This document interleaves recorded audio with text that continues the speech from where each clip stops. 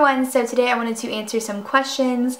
They are a little risque and just a little bit different and very open and honest, and that's something I've always tried to do on my channel, just answer questions that other YouTubers kind of don't answer, I guess, because my number one thing is I want to share my life experiences, the good and the bad, and hopefully you guys can learn from them and maybe I can help someone. At least that is my ultimate goal. The first one comes from Jenny, and she says, have you ever had a Tinder experience? Have you ever downloaded the app? And I can make a full video on this. If you guys would like to see a Tinder video, my Tinder experience, let me know. I downloaded the app because a friend was talking about it. Actually, a bunch of people were talking about it, and I just was kind of interested in it. I definitely got a lot of very, weird messages. A lot of guys were sweet and nice, and I actually did, find a lot of guys on there that I thought were cute. But the majority of the messages were very, overtly... Oh my gosh, something just fell off my bookshelf. Anyways, a lot of the messages were very overtly sexual and a little out there, and I know that Tinder does have a very hookup kind of reputation, so I guess I should have expected that. And then I saw my friend's boyfriend on there once, and I told her about it, and luckily she said that they had both downloaded it just kind of as a joke to look on there and stuff. Thankfully that wasn't too awkward to tell her, but I thought I should, let her know. Amanda says, what's your biggest regret in life? I would say my biggest regret is not really a regret, honestly. I would say my biggest regret would just be worrying.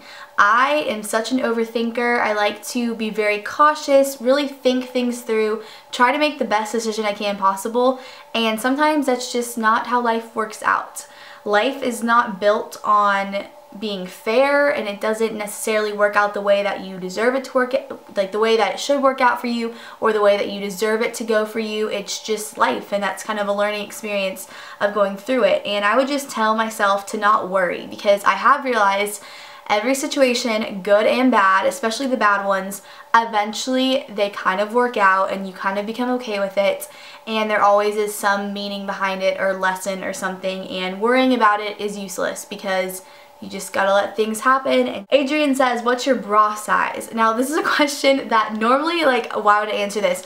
I want to answer it though because I get a lot of questions if I've gotten a boob job or if I ever would get a boob job or all this stuff. And first of all, let me just say, bras can do wonders. If you do not own a good bra or you don't own a bra that fits you well, you should invest in one, because a girl wearing the wrong size bra or a bra that's just old or a bra that the cups aren't very molded or well made, really under clothes it can look very frumpy and just not as nice, and having a good bra can just make all the difference and can actually make you look like you had a boob job or something like that. And to answer Adrienne's question, my bra size is a 34C, and I think that's pretty big, kind of in the middle. I think people think my boobs are a lot bigger than that, I guess. I get comments that people think they are, but that's what I wear. And I love Victoria's Secret bras. I think they fit really nicely, and I actually have found a lot of good swimsuits at Victoria's Secret lately that fit and that are flattering and don't make your boobs spill out or, I guess not fit in well or something like that. So if you want to check out some swimsuits that are better for girls with bigger chests and stuff, I will link my haul video below because I tried them on so you guys can see what they look like. And I still am planning to do a video all about bras, showing you my favorite ones, which ones are good, bad, all that kind of stuff. So be on the lookout for that. Rachel says, have you ever smoked weed?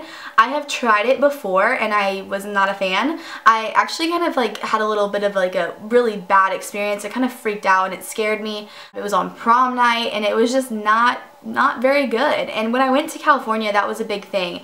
A lot of people were into smoking weed, and it was kind of a lot more normal than drinking there, and it was almost a little bit cliquish. If you weren't into it or you didn't really know how to, or you just, I don't know, it wasn't your thing, it just seemed kind of like the biggest thing there. I don't know, it was just my experience, I guess, with kind of viewing it.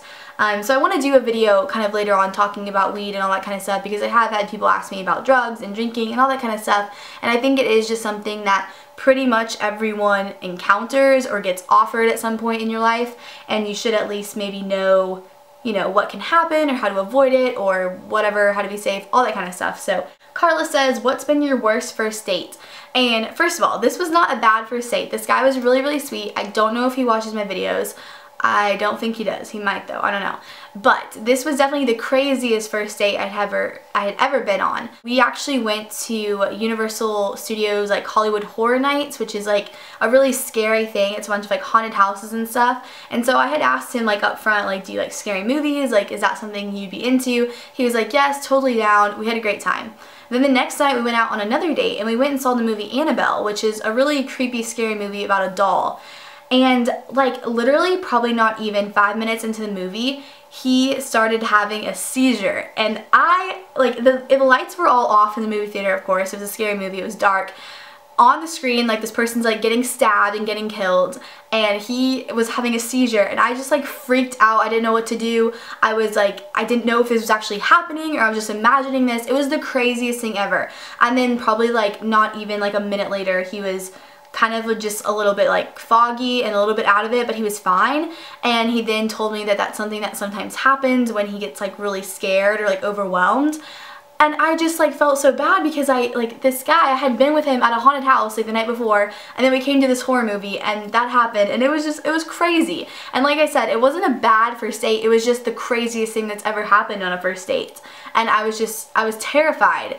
And we ended up leaving the movie because I was so freaked out and like scared, and that was definitely the craziest first date that I have ever had. Kendra says, why do you think people cheat? And I would say there are a few different reasons. Number one, if someone's just too afraid to get out of a relationship, unfortunately, it's a really good thing to do if you want someone to break up with you. You tell them that you cheated on them, which it's a very cowardly thing to do in my opinion. I think if you're in a relationship with someone, you care about someone, you love someone, you're being intimate with someone, whatever it is, you should be able to tell them your feelings. If you're unhappy with the relationship, you don't want to be with them, you want to be with someone else, let the other person know before you do it. Like, that's the decent human being thing to do, but a lot of people don't. With social media and stuff, it's so easy to kind of like see your options, and I know a lot of people like flirt on social media. I know this from my own experience. I've dated guys and like they'd be sitting next to me, and like a girl that like I kind of knew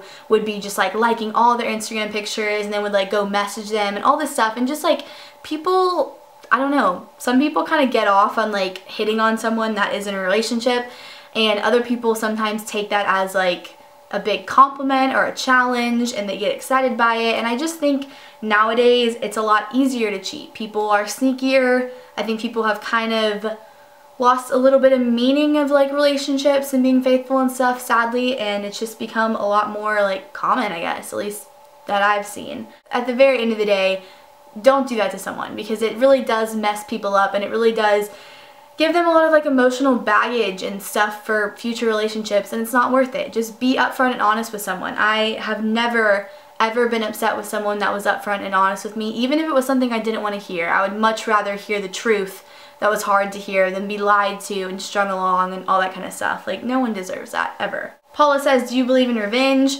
Speaking of revenge, I definitely have had some situations where people did some really terrible things to me, and I have thought about revenge and things to get back at them, but ultimately I realized, you know, having a grudge against someone or being angry at someone, all it does is hurt you. It just brings more negative energy into your life, and you just dwell more on the problem and that person and the situation, and it's not worth it.